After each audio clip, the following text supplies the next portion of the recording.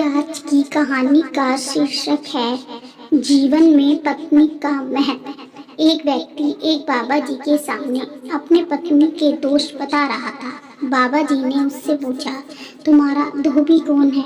वह व्यक्ति बोला, मेरी पत्नी।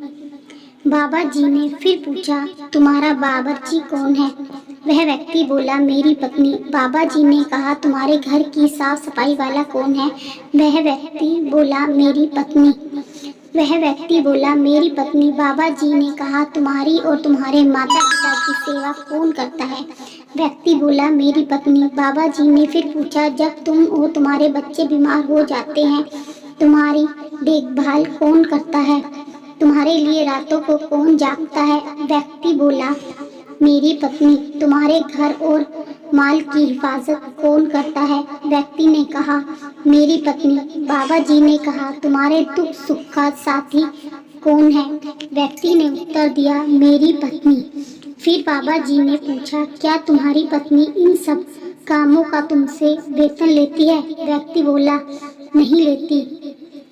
बाबा जी ने कहा, तुमने अपनी पत्नी के दोष तो बता दिए, लेकिन उसके गुणों को भूल गए और ना ही तुमने उनको समझा। तुम्हारी पत्नी सब कार्य करने के बाद तुमसे वेतन नहीं लेती, बस इतनी सी आशा रखती है कि तुम उसका ख्याल रखो। तुम्हारी पत्नी सब कार्य इतनी उसका आदर और सम्मान करो। आशा है आपको हमारी यह कहानी पसंद आई होगी।